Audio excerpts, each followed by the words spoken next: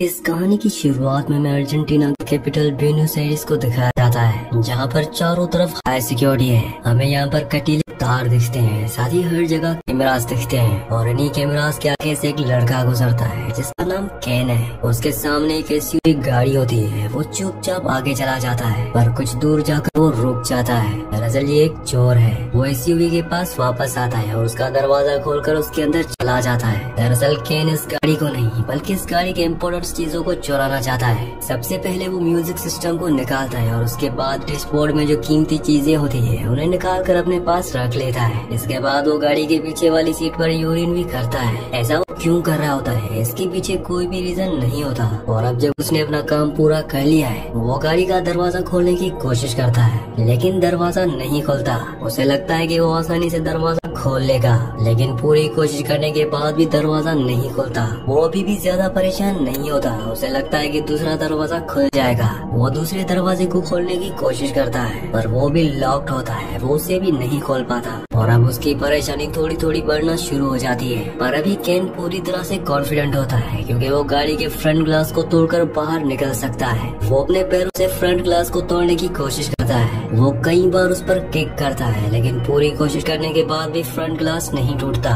और अब उसकी टेंशन धीरे धीरे बढ़ना शुरू हो जाती है। वो गाड़ी के टायर खोलने वाले टूल को निकालकर फ्रंट ग्लास पर कई बार मारता है, लेकिन इसका कोई भी फायदा नहीं होता। उसे कुछ समझ नहीं आ रहा होता है, इसीलिए दरवाजे के लॉक वाले डोर के प्लास्टिक को वो खोलता है। और जब वो ऐसा कर रहा होता है, तभी उसका हाथ कट जाता है। केन की परेशानी अब और भी ज्यादा बढ़ चुकी है, इसलिए वो गाड़ी की पिछली सीट पर चला जाता है जहाँ पर उसने यूरिन किया था। वो अपने बैग से गन निकालता है और गन से गाड़ी के फ्रंट ग्लास पर शूट करता है, लेकिन गोली टकराकर उसके पैर पर लग जाती है। और यहाँ पर हमें पता चलता है कि इस गाड़ी के जितने भी शीशे हैं वो सब के सब बुलेट प्रूफ है। केन के हाथ के साथ उसका पैर भी जख्मी हो चुका है। वो अपनी टी शर्ट निकालकर अपने पैर के जख्म पर बांध लेता है। तभी वो एक लड़की को देखता है। वो उसे आवाज देता है और लड़की गाड़ी के पास आ जाती है। वो अपने बैग से लिपस्टिक निकालती है और गाड़ी की साइड मिरर विंडो पर अपना चेहरा देखकर लिपस्टिक लगाती है। इसके बाद वो जाने लगती है। केन जोर जोर से चिल्लाने लगता है, लेकिन वो उसकी आवाज नहीं सुनती। दरअसल ये पूरी की पूरी गाड़ी साउंड प्रूफ है। साथ ही इस गाड़ी के शीशों के अंदर से तो देखा जा सकता है, लेकिन बाहर से कोई भी अंदर नहीं देख सकता। मतलब कि केन अब इस गाड़ी में बुरी तरह से फंस चुका है। उसे कुछ समझ नहीं आता कि उसे क्या करना चाहिए। अब वो अपने फोन से अपनी वाइफ को कॉल करने की कोशिश करता है, लेकिन तभी उसका फोन ऑफ हो जाता है, क्योंकि उसकी बैटरी बहुत ज्यादा लो होती है। यहाँ पर केन को बहुत ज्यादा प्यास लगी होती है, इसलिए उसके पास पेप्सी की जो बोतल होती है वो उस पूरी की पूरी बोतल को पी जाता है। अब धीरे धीरे दिन ढल जाता है और रात हो जाती है। केन को बहुत ज्यादा प्यास लगी होती है, इसलिए दूर के ऊपर जो विंडो की ग्लास होती है उसे वो पानी को चाटने की कोशिश करता है। यहाँ पर वो पूरी तरह से फंस चुका है। वो भूखा और प्यासा है, साथ ही अब वो बहुत ज्यादा थक चुका है। किसी तरह से वो रात इस गाड़ी में बिता लेता है। अगली सुबह वो पूरी तरह से परेशान हो जाता है और उसने जो गाड़ी के म्यूजिक सिस्टम को निकाला था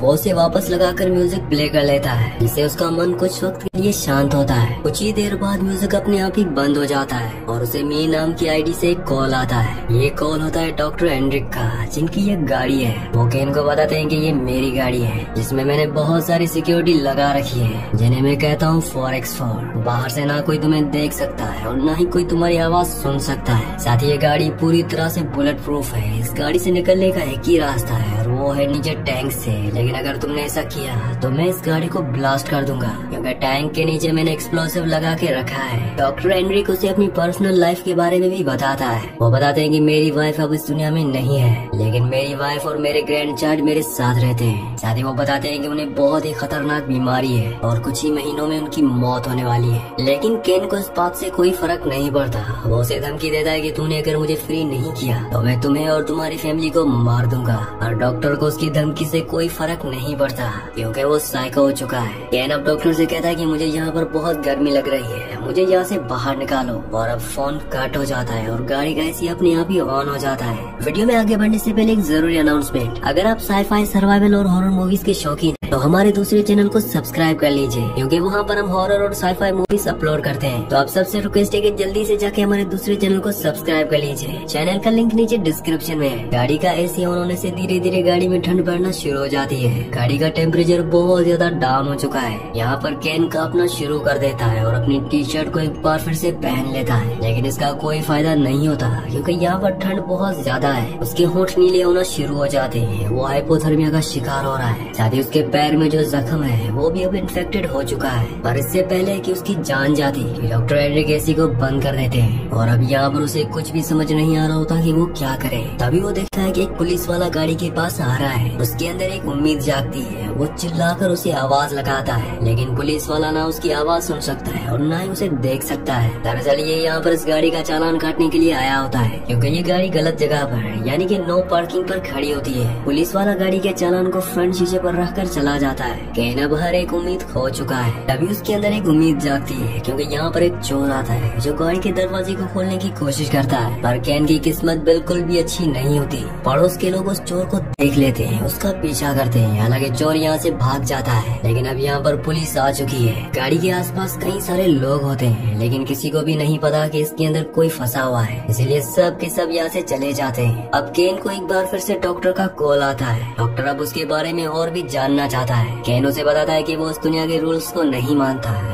यहाँ के जो अमीर लोग हैं वो गरीबों को कुचलना चाहते हैं और वो कभी भी ऐसा नहीं होने देना चाहता है, इसीलिए चोरी करता है, जैसे उसके फादर और उसके ग्रैंडफादर किया करते थे। कोई अगर उसे गन पॉइंट पर रख कर भी काम करने से मना करेगा तब भी वो यही काम करेगा। और अब डॉक्टर को उसका जवाब अच्छा लगता है, इसलिए वो उसे बताता है कि गाड़ी के सीट के पीछे एक पाइप है जिसके अंदर गाड़ी को साफ करने का पानी है, तुम उस पानी को पी सकते हो। और ये सुनने के बाद वो गाड़ी के पीछे से उस पाइप को निकालता है और उस पाइप से पानी को एक बोतल में भरता है। हालांकि उस पानी में केमिकल भी होता है, लेकिन केन इस बात की परवाह नहीं करता और एक ही घूंट में पूरा पानी पी जाता है, क्योंकि उसकी पूरी बॉडी डिहाइड्रेट हो चुकी होती है। इसी तरह से एक और दिन बीत जाता है और अब अगली सुबह दिखाया जाता है कि केन के दिमाग पर भी असर पड़ना शुरू हो गया है। वो फिजिकली और मेंटली बहुत ज्यादा कमजोर हो चुका है, इसलिए वो अपने माइंड को बिजी रखने के लिए पेपर पर गाड़ी की जो इंटीरियर होती है उसकी डिजाइन बनाना शुरू कर देता है। वो बहुत ज्यादा भूखा होता है, इसलिए कागज खाना शुरू कर देता है, जिसके बाद उसे फिर से प्यास लगना शुरू हो जाती है। और अब उसके पास अपना यूरिन पीने के अलावा और कोई भी रास्ता नहीं होता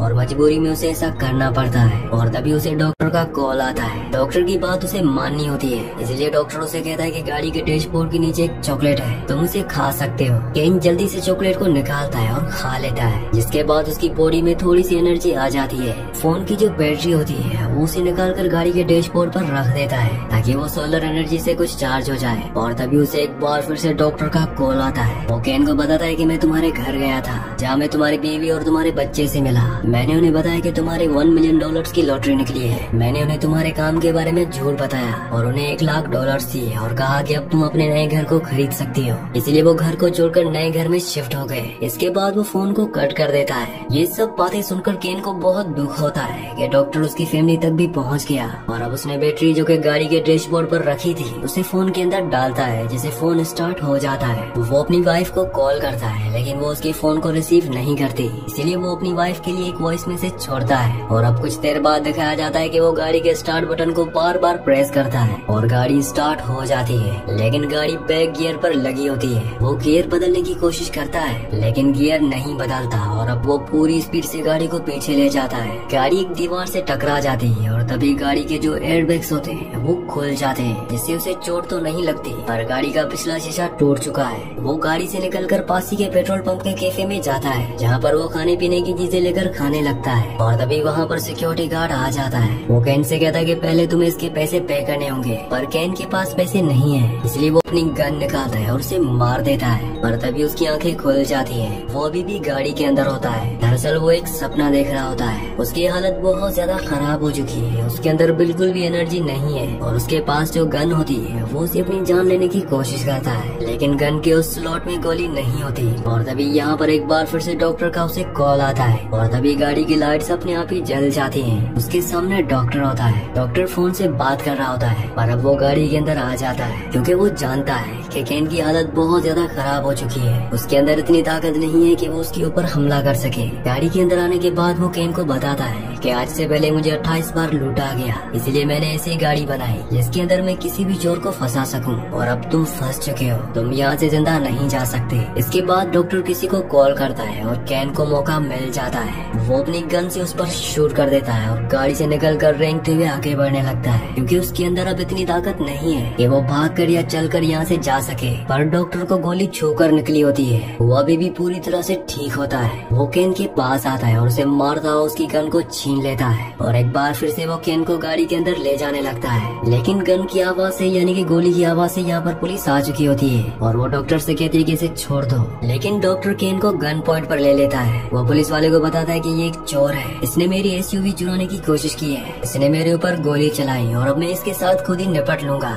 ये तुम्हारा प्रॉब्लम नहीं है। लेकिन पुलिस वाला कहता है कि इसे छोड़ दो, पर डॉक्टर उसकी बात नहीं मानता और कुछ ही देर में यहाँ पर रिपोर्टर्स और पुलिस की और भी गाड़ियाँ आ जाती है। और उन्हीं में एक पुलिस ऑफिसर आता है जिसका नाम एमिडी होता है। दरअसल अब वो रिटायर हो चुका है और वो डॉक्टर से बात करता है। वो उसे कन्विंस करने की कोशिश करता है कि तुम्हें इसे छोड़ना होगा, पर डॉक्टर उसकी बात नहीं मानता। वो कहता है कि पुलिस वाले अपना काम अच्छे से नहीं करते, इसलिए इनके जैसे चोर आजादी से घूमते हैं और उसका नुकसान हम आम लोगों को उठाना पड़ता है। मैं जो कर रहा हूँ बिल्कुल ठीक कर रहा हूँ। यहाँ पर जितने भी लोग होते हैं आधे लोग डॉक्टर की साइड हो जाते हैं और आधे लोग चाहते हैं कि वो केन को फ्री कर दें। और यहाँ पर जो रिटायर पुलिस वाला होता है वो डॉक्टर से कहता है कि तुम एक एजुकेटेड इंसान हो, तुम कानून को अपने हाथ में नहीं ले सकते, तुम्हें इसे छोड़ देना चाहिए। वो उससे बहुत सारी ऐसी बातें बोलता है जिससे डॉक्टर कन्विंस हो जाता है और अब वो केन को छोड़ देता है। केन किसी तरह से पुलिस की गाड़ी तक आ जाता है और डॉक्टर खुद अपनी गाड़ी में बैठ जाता है। वो अपने मोबाइल पर एक टाइमर चलाता है और अगली बार वहाँ पर एक बहुत बड़ा ब्लास्ट हो जाता है। दरअसल पेट्रोल टैंक के नीचे जो उसने एक्सप्लोसिव लगाया था उसने उसे ब्लास्ट कर दिया और अब उसकी मौत हो चुकी है। वहीं केन को दिखाया जाता है जो ये देखकर पूरी तरह से सैड हो चुका है और अब वो फ्री है। उसने जो भी जुर्म आज तक किए थे उसके लिए पुलिस उसे अरेस्ट कर लेती है। वही सारे के सारे लोग डॉक्टर के बारे में बोल रहे होते हैं। वो कहते हैं कि ये एक बहादुर डॉक्टर था जिसे अपने ऊपर पूरा यकीन था। वो जो कर रहा था उसे यकीन था कि वो पूरी तरह से ठीक था और ये गवर्नमेंट को एक बहुत बड़ा सबक है। कम से कम इतने बड़े वाक़ये के बाद शायद पुलिस अब अपने काम को अच्छे से करेगी और शहर में जो चोरी की वारदातें होती है उन्हें पूरी तरह से कंट्रोल में ले लेगी। अब यहाँ से केन को हॉस्पिटल ले जाया जाता है, उसका ट्रीटमेंट किया जाता है और उसके बाद उसके ऊपर केस चलेगा। आज तक उसने जितने भी गुनाह किए हैं उसकी उसे सजा दी जाएगी। इसी सीन के साथ इस मूवी का, इस कहानी का एंड हो जाता है। वैसे आपको क्या लगता है कि डॉक्टर ने अपनी जान क्यों ली और डॉक्टर ने ऐसा क्यों किया? आप मुझे नीचे कमेंट्स में जरूर बताना। इसी के साथ इस मूवी का, इस कहानी का एंड हो जाता है। अगली कहानी आप किस मूवी पर सुनना चाहते हैं मुझे नीचे कमेंट्स में जरूर बताना, क्योंकि मैं आपकी कमेंट्स पढ़ता हूँ और आपके प्यारे प्यारे कमेंट्स का बहुत बहुत शुक्रिया।